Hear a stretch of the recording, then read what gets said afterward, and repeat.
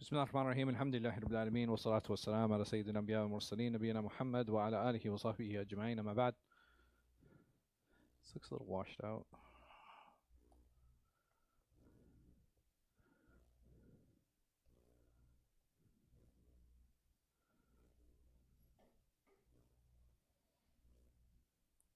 Yeah, it's a little bit better. So last time, inshallah, we had started talking about the imams of Jarh wa Ta'dil, and we said Jarh wa Ta'dil was a science that is specific concerning criticizing and praising who? Huh? Narrators, ahsant, right? So this is very different. When we talk about narrators, it's something that these are a group of individuals that are carrying forward these statements, actions, tacit approvals, descriptions of him, sallallahu alaihi wasallam, and the scholars who basically criticize these individuals, the scholars that criticize these narrators, they're known as the imams of Jarh wa Ta'dil.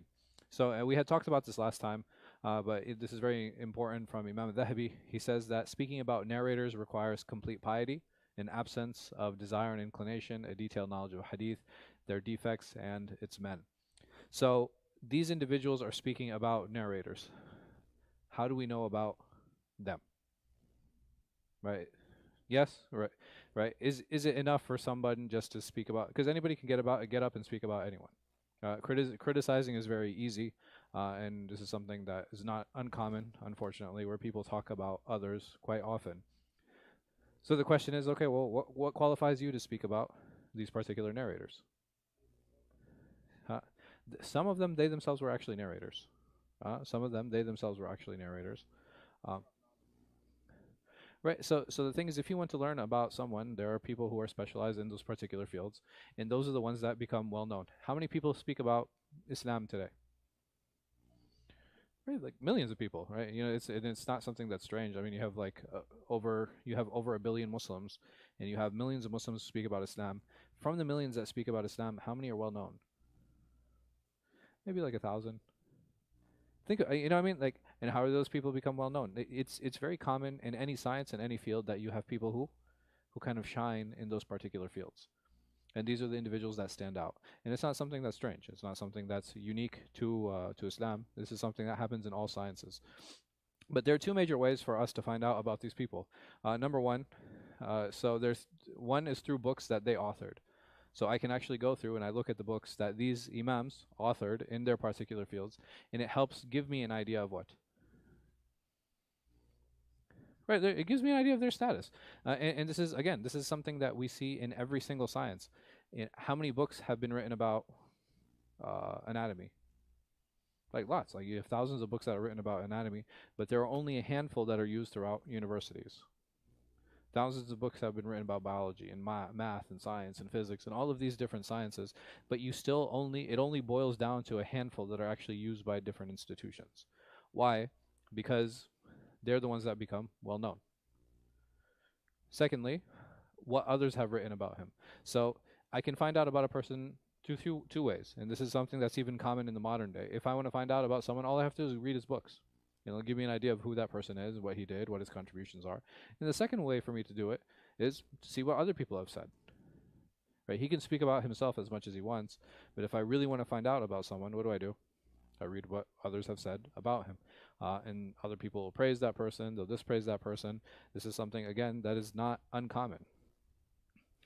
So we said that going through his works, there are sets of works that actually tell us about these individuals. So Ibn Abi Hatim, he himself was considered an imam of Jarh wa Ta'dil, and his father, Abu Hatim.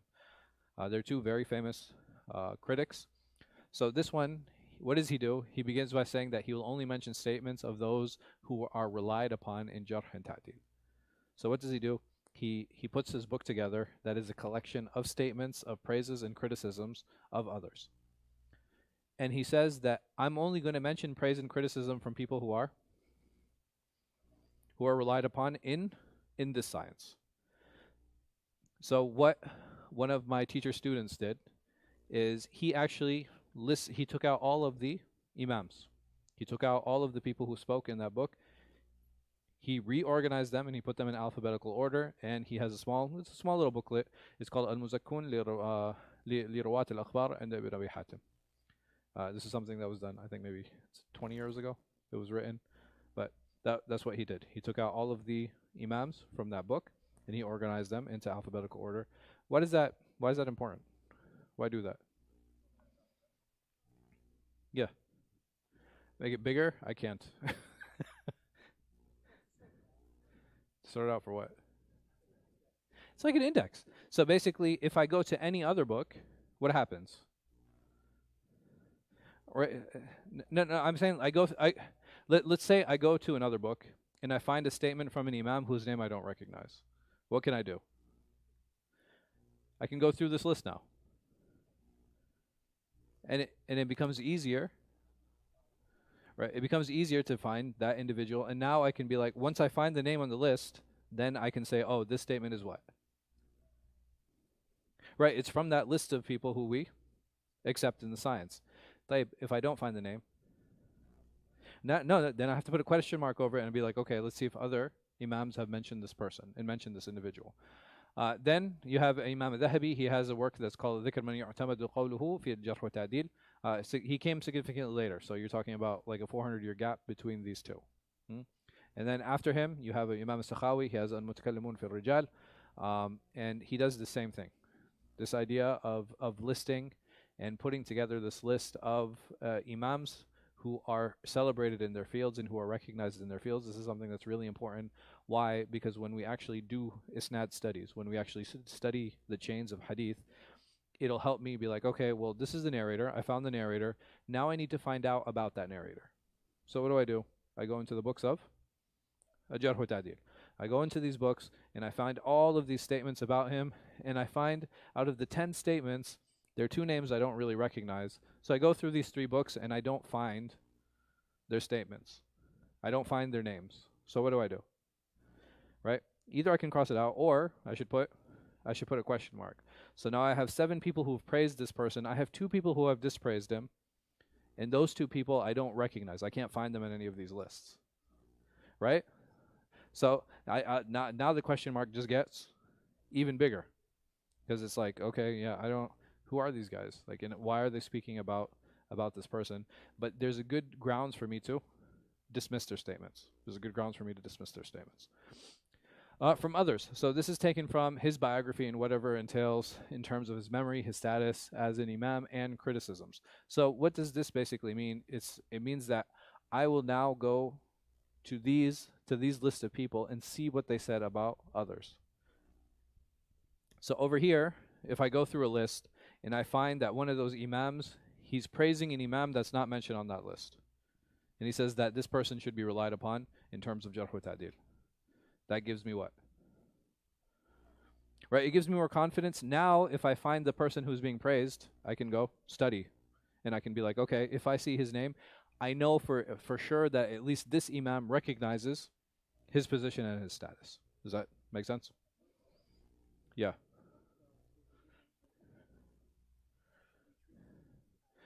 At this, no. Yes, they're going to be a lesser status. And why is that? It's like, okay, well, if this person was so well known, why was his name not recorded by? Because one scholar recognized him, but guess who didn't? Ibn Abi Hatim. And Ibn Abi Hatim is considered to be one of the major imams in the field. And if he's not recognizing you, what does that mean? Right? It's like, I don't know, man. You got recognized by, you might have gotten recognized by a couple people, but you didn't get recognized by me. Ibn Abi Hatim, he studied extensively with his father.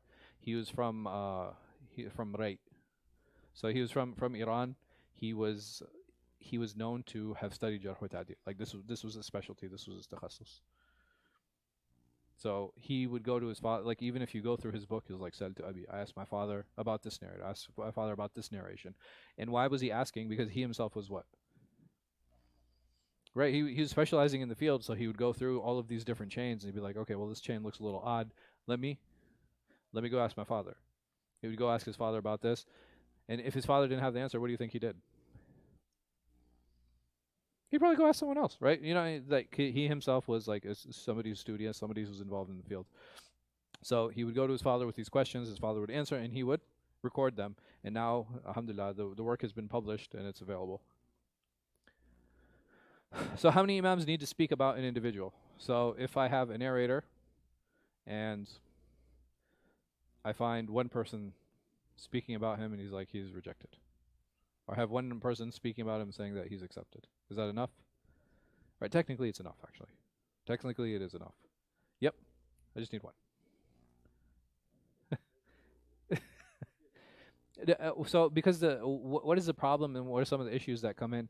This might be like it might be a somebody who's a narrator who is narrating a unique work, like a unique hadith. He doesn't have too many, because the more hadith a person narrates, what happens? The more, well, there's more likelihood for him to make a mistake, but what else?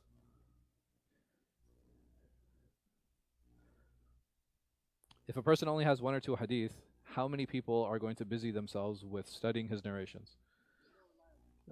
Well, not just more reliable. More people have studied with him, and there's his narrations become more popular and more known. So, if I have one person speaking about somebody, that means that that person probably has what? He has a lot of hadith? No, he probably has very few. Because the more hadith a person has, the more popular he becomes, and the more popular a person is, the more likely somebody's going to speak about him. It's not possible that you have somebody with very popular hadith and you only have one person speaking about him and only making one statement about him. It doesn't make any sense. You need somebody who has very few riwayat, very few narrations, that you will find one statement about that person. Saying that, the person who's speaking about him, he needs to be what? So if I only have one statement, the person who's speaking, he needs to be what? Yes, he needs to be an imam, right? He needs to be somebody who's qualified and recognized in the field. It can't just be anybody, because technically anybody can speak about another. But if I want his statement to have weight, that person needs to also have weight. So there are types of jarh wa ta'dil, right? There are types of praise, there are types of disparagement. What do you guys think that looks like? Right, there's detailed and general. Detailed, meaning, right, there are details. He clarifies the reason of why he said what he did. And general, right, he just praises him or he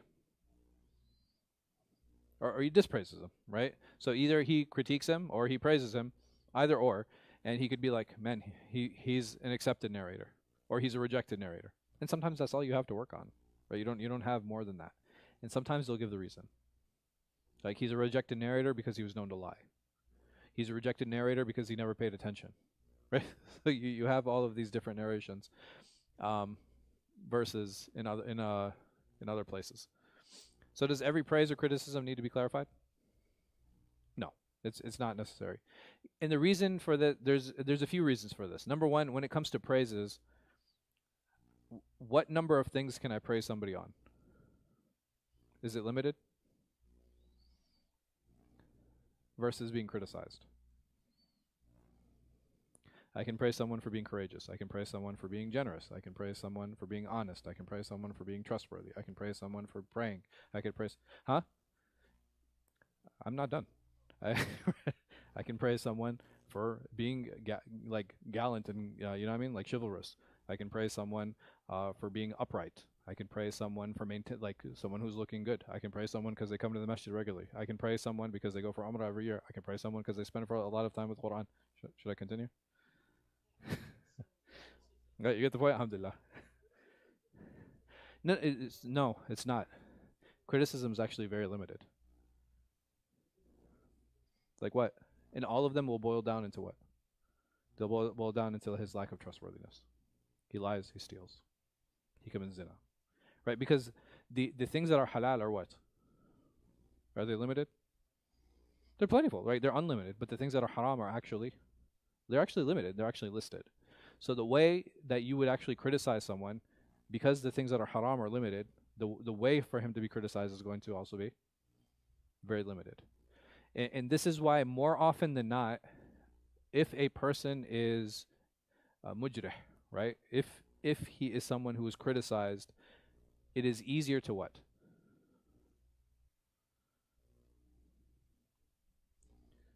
Yeah. No, it's yes, right? So it's easier to give a reason for that, right? Versus why I praise someone, right? Because the ways to praise someone are like they're almost unlimited in the way that we praise them. But the way that we do jarh of someone, the way that we dispraise someone, this is actually a very limited way. And that's why more often than not, you will find reasons for somebody being dispraised versus being praised. So, like we said, as far as criticism is concerned, they're usually very specific, right? Like, and there's it is something that will prevent us from trusting that person. So, is general criticism reasons enough to reject his narrations? So, both general praise and criticism are accepted, and this is something that's really important when there is no difference of opinion over narrator without condition. Meaning that if I have 10 imams and all of them thiqa, accepted, excellent, pious, upright, they didn't give any reasons, I can what? I can accept that narrator. I have another narrator, liar, thief, dajjal, right? Evil. His hadith are rejected. I'll be like, let's give him a chance. No, you can't, right? And over here, there's no problem. طيب, if I have 4 imams saying that he's accepted, he was pious, he was upright, he was righteous, his hadith are rejected. There's weakness in his hadith. His hadith are to be rejected. Now I have to investigate. Because did I clarify in any of these situations the reasons? No. There's no clarification in any of those reasons. And because there's no clarification in any of those reasons, it's very important for us to now. It's like, okay, well, now I have to weigh them. Now I have to deal with them. This is not something that I'm going to be able to deal with so easily. So that's when general praise and criticism is accepted. When in general I have an idea about that narrator and whether he's rejected or accepted. The only time that this would become problematic is if I have a difference of opinion over that narrator. Then I need to actually investigate why is it that they're saying this? Like if I have so many imams who are praising him, these few imams here, why is it that they're dispraising him? Why the discouraging him? Why are they critiquing him? There's a problem here and there's an issue here that needs to be addressed. طيب, so if there is khilaf, this is something that is called a ta'arud, right? A ta'arud al-jarh wa ta'dil. This is when you have a differing over the jarh wa ta'dil. We've had differing over the ruling on a hadith. We've had differing over understanding.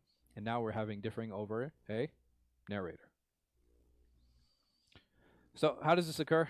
If I have conflicting statements from different imams. So if I have 5 different imams and they're saying 2 different things, right? So I have 3 imams saying that he's accepted, 3 imams saying he's rejected. Now I have a difference. And this happens, and we see this. Conflicting statements from one imam. I go and I read through.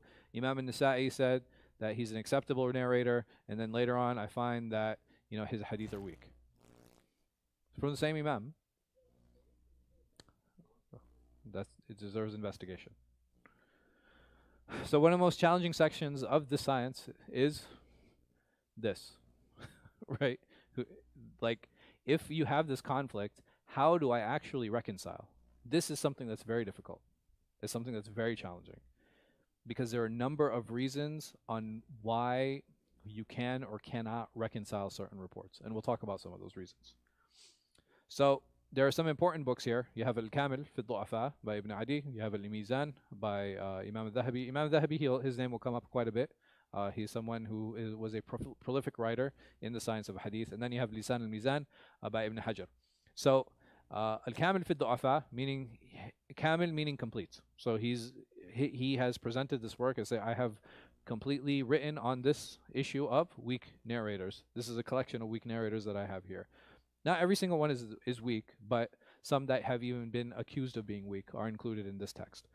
Then you have, and so there are narrators that you have difference of opinion over. Then you have Al-Mizan, and this book is actually called Mizan al-I'tidal. Mizan al-I'tidal basically means the scale of justice. And what he does in this work is that he brings narrators that there's a difference of opinion over, and he brings their praise and he brings their dispraise. And that's why he calls it Mizan al-I'tidal. That's why he calls it the scales of justice. And lastly, you have something that's called Lisan al-Mizan. Lisan al-mizan is the tongue of the scale. So you know the scale, right? It rests on this resting piece is called the lisan. It's called the tongue of the scale. So what is he trying to say? I think it's called the tongue of the scale. No, he's just not he's so Imam al-Dhahabi was like he's bringing the scales of justice. Imam Ibn Hajar, he's saying that I'm making that scale more what? Precise. I'm making it more balanced and more precise. All right. So because he extended on the work. And then you have my sheikh, he actually has an extension, all this, he calls it Dhayl Lisan al-Mizan, is basically all of the works that Ibn Hajar missed and he included in his work. Dhayl is, its literal translation is tail, but usually it's like an appendix. Basically what it means is like, it's an additional, it's additions to a previous work, like an extension or an appendix to previous works.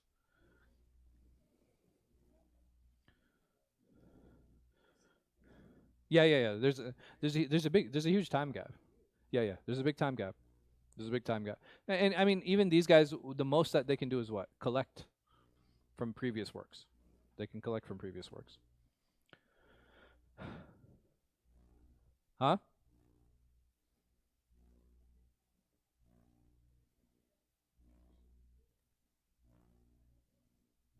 What are you saying? No, the percentage that's just yeah. There's no. It was just like that. No. It was just like that. So when there's a difference of opinion over narrator, what do we do?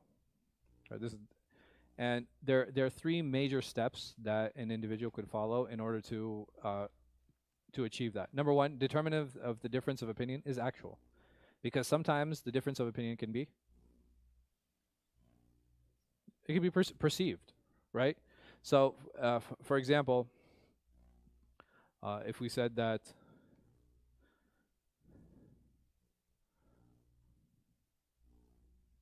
I'm trying to think of a good colloquial example. Buffalo Wild Wings is amazing, and then Miguel was like, I had a bad experience. Does that mean he dislikes it? No. Huh? He had a bad experience there. Yeah, at Buffalo Wild Wings. So I'm like, yo, Buffalo Wild Wings, tasty. And he's like, I had a bad experience. Does that mean that he dislikes it? No. But over here, someone could perceive it as like, oh, Farhan likes it, but Miguel doesn't. But is there actually a difference between us? No, he could still like it, but the last time he went, he what? He had a bad experience. Right? So that's a perceived difference of opinion, but there's no actual difference of opinion. No, it's not. Maybe on Thursdays. Buy one get one half off. Right? Making an informed decision.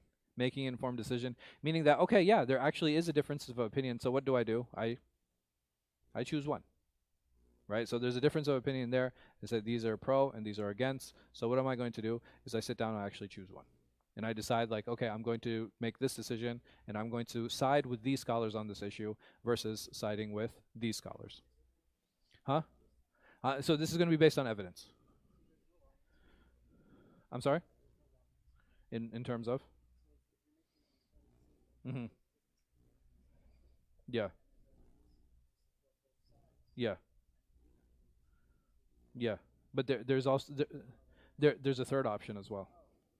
Suspension of judgment. Right. So I'm investigating and I'm just like I can't differentiate.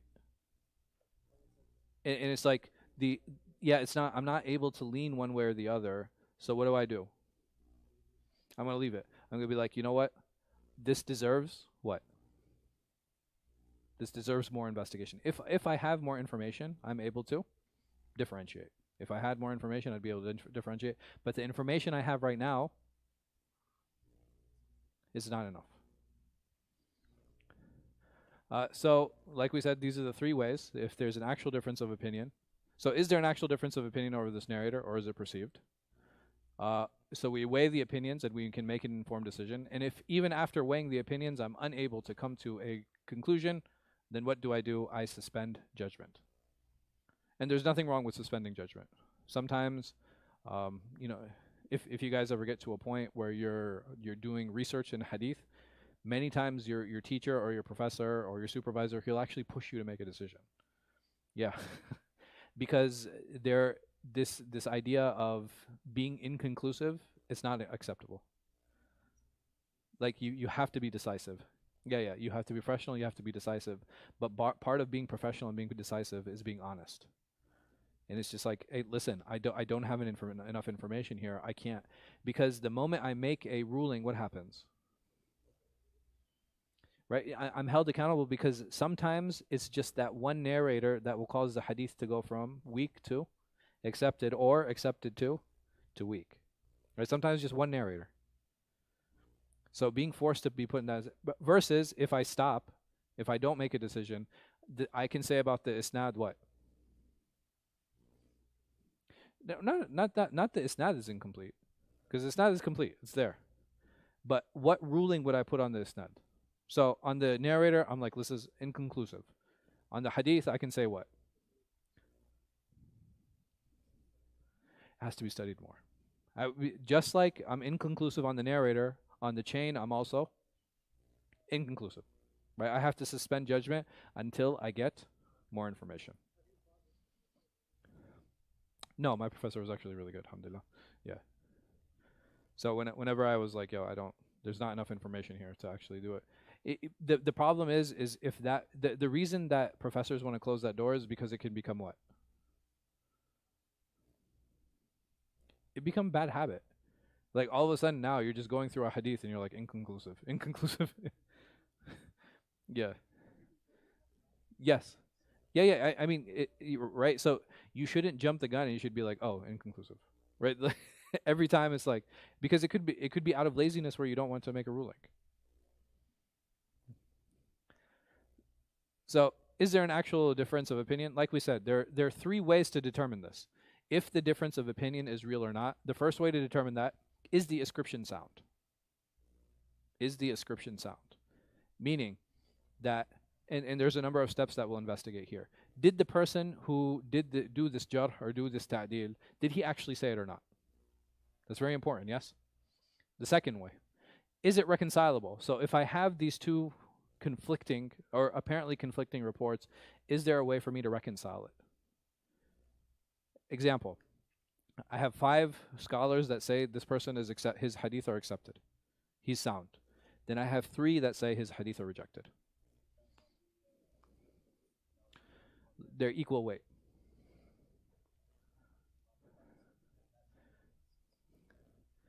That's fine. I understand what you're saying, but all right, well, if you have imams of equal weight who are saying this, because you can't, like, every time Imam Bukhari says something, you can't just be like, oh, Imam Bukhari said it, that's it. I'm going to reject what everybody else has to say.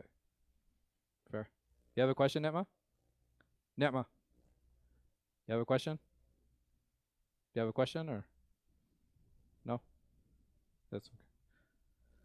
So here, when you can't just dismiss other scholars. So if I have scholars of equal weight and one is saying accepted and these others are saying rejected, and not just that, it's a group, right? It's not singular. How do I deal with it?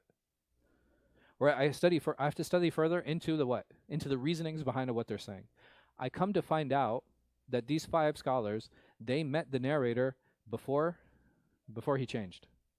Right? Maybe his library burnt down. Maybe his son died. Right? There was a traumatic effect in his lifetime. Maybe he had dementia. Right? So all of these things are real things that happen to narrators. This happened. These 3, they only met the narrator when? After the event. These 5 met him before. These 3 met him afterward. Does it make sense now? Can I reconcile? Yes, it becomes easy to reconcile in that situation. Sometimes it's who they narrate on. So this person, he's strong from when he narrates on this group of people from Kufa. But when he narrates on the people of Medina, he's weak. Why? What happened? Or let me do the other way around. It's easier. All right, maybe he's a foreigner. He's not from the city. He took hadith from people who weren't reliable. He thought they were good. He thought they were righteous. But it turns out that, no, like, they had other problems and other issues. So I can take his hadith when he was narrating in Kufa, but I can't take them once he got to Medina. And lastly, irreconcilable. If I find that I have conflicting statements, maybe within one imam himself, and I cannot reconcile them, is it possible that he was being unfair in his ruling? Huh? No, jealousy is a real thing, right? Jealousy is a real thing. Is it possible that he was being unfair? Right? That's a definite possibility. How do I determine if he was being unfair? Again, these are things that are worthy of what do you call it? Investigation. Yeah, there's a lot of investigation going on, right? we just keep going. We keep like they're like detectives, man. So like, no. I'm saying there are layers to all of it, right? Like yeah, Allahu Akbar. Huh? Yeah, but we usually will end up in chopped up somewhere. So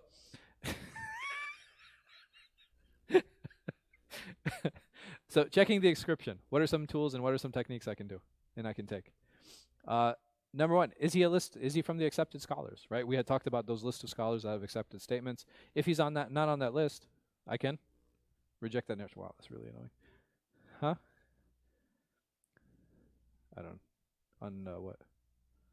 No, the fan. No, the fan. It's squeaking.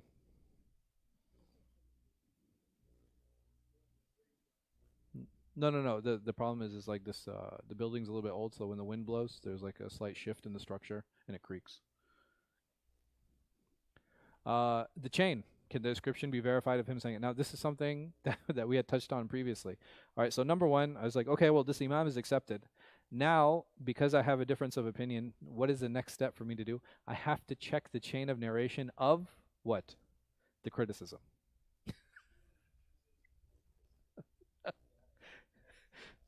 Because, yes, yeah. So even even the criticisms have a chain of narration.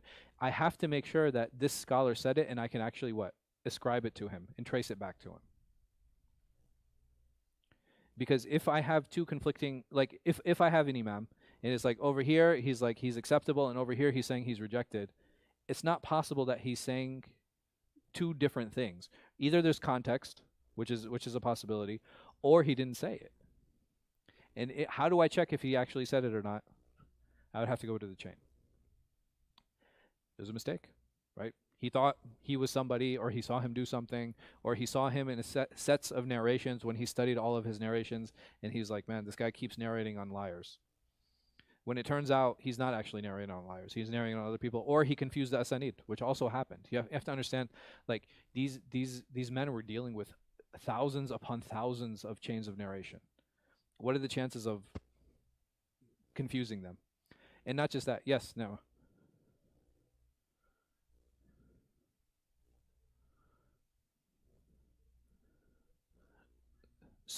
So most of the people who criticize other narrators, they were alive while narration was still happening.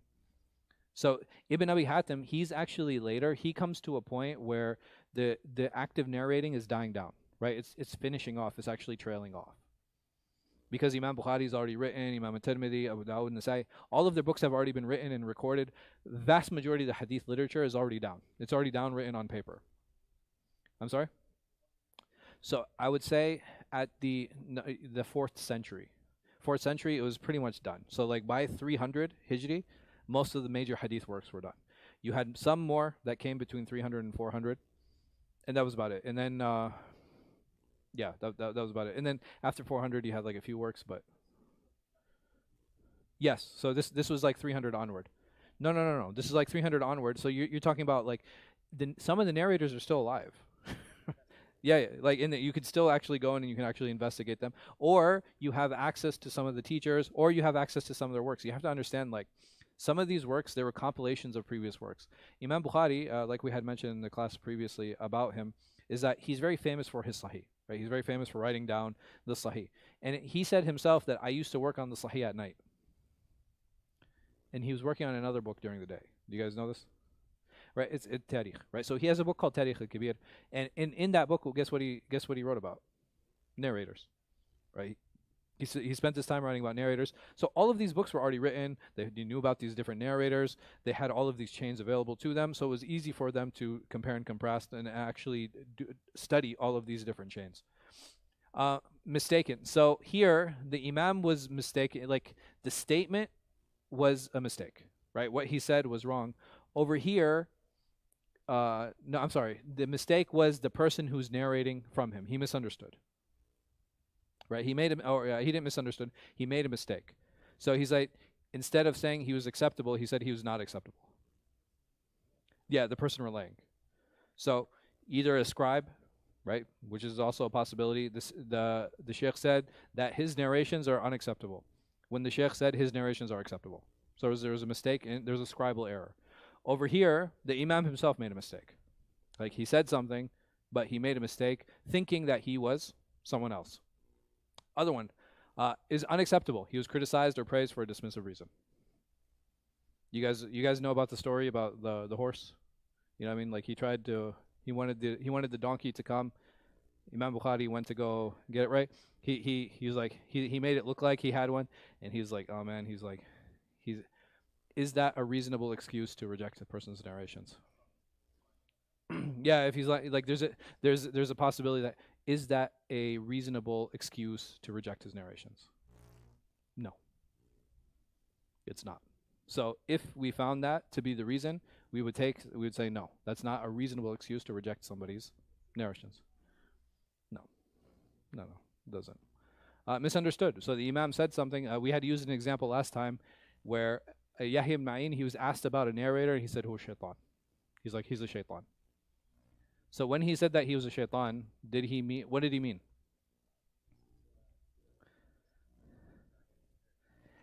Yeah. Like this guy is so smart. He's like smart as a shaitan, right? He's always coming up with things, like he's able to connect things. So it's actually what? It's actually a praise, right? It's actually a praise. It's not meant to criticize him. But somebody else might read it and it's like shaitan. He's like, his narrations are rejected. Misascribed. So the statement was from another individual, not from the imam. So Abdullah said, right? And it was not Bukhari. It was another Abdullah. Misapplied. Now that was misapplied to the imam. Sometimes it could be misapplied to the narrator. So he's speaking about this Abdullah, but he confused it with another one. Timeline. So there is a difference of opinion on early critics and later critics. So early critics, their opinions will have more weight. Why? Because they lived during that time. They lived during the time of narration. Later critics, the problem with later critics is they're what? They're working with whatever information they have. So whatever information they have, that's what they're working with, and that's where they come up with their rulings. They can't come up with original rulings on them because they don't have access to all the information. So reconcilability. There are different ways to this. Context. Yeah, sure. Later critics, they only have access to the written works in front of them. They can't create new rulings about these narrators. They can study whatever they have that's written in front of them. But is it possible they go to the village where that narrator was raised? Is it possible they speak to the neighbors? Is it possible that they speak to other imams that might have interacted or dealt with them? Right? You know, the tools of investigation are lost. Right? Why? Because they're all dead. Yeah. It's yes. Right? It's like secondhand evidence versus firsthand evidence where you can actually interact and deal with the narrators. So that's why the earlier narrators, their critique has more weight. Reconcilability. What is the context that he made the statement in? Right, there are different. If an imam says that he's an acceptable narrator, but you find out the question is that when he narrates, what do you think when he narrates on Ahl Medina? And the imam says he's an acceptable narrator. Is it okay for me just to take he's an acceptable narrator and say he's good? No. Right? It's a conditional statement. If you look at the entire context, it's actually a conditional statement. Secondly, broad terms. Classical scholars did not intend particular levels with their terminology. What does this mean? Meaning that later scholars, they actually had level 1, 2, 3, 4, 5, 6, 7. But scholars in the past, they didn't intend those levels. This is something that we call back projection. You guys know what back projection is? So back projection is basically taking a term that we've defined in a certain way today and then trying to apply it to the past, which is not the case. Let Let me think of an example. The Prophet Muhammad, no, no, the Prophet Muhammad sallallahu alaihi wasallam, the Prophet sallallahu alaihi wasallam, he said, "Man yuridillahu bihi khayran yufaqihu fid din." Whoever Allah intends good for, He gives him fiqh of the religion. Like he teaches him how to pray and how to fast and do all these things. Is that what's intended? No, because it's not possible the Prophet sallallahu alaihi wasallam meant fiqh in the way that we understand it today. Why? It wasn't there. There's no science of fiqh that existed at that time. Application, looking at how the Imam applied his ruling on the narrative. So sometimes the Imam will say something, and it's not clear. So what can I do? I can obviously investigate, right? I've used that word like 1,000 times. But how do I investigate? I'll actually go to all of his narrations. I'll look at the narrations and say that same Imam who made the ruling on him, how does he rule on those ahadith? I'll see a connection, right?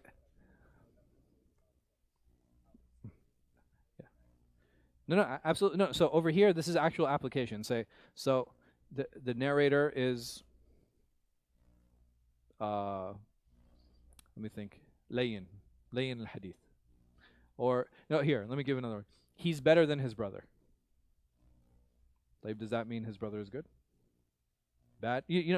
Again, and just because someone's better, it could mean that one is really weak and one is a little bit better, but both of them are what? Weak. So what do? Now I can go and study the narrations. So I look at all these narrations and I find the Imam himself, he's using those ahadith. What does that tell me? That they're reliable and that this narrator is acceptable. Rare uses. So sometimes an Imam, he'll use the term outside of the terminological means, like he'll use it in a linguistic sense. He won't use it in the sense of that particular science. The example we had used is like the shaitan, right? He doesn't actually mean that. There's a different meaning and application. Sometimes they had specific uses. Like sometimes they used a word in a specific way that other people didn't use it, right? Because people speak differently and people talk differently. Yes?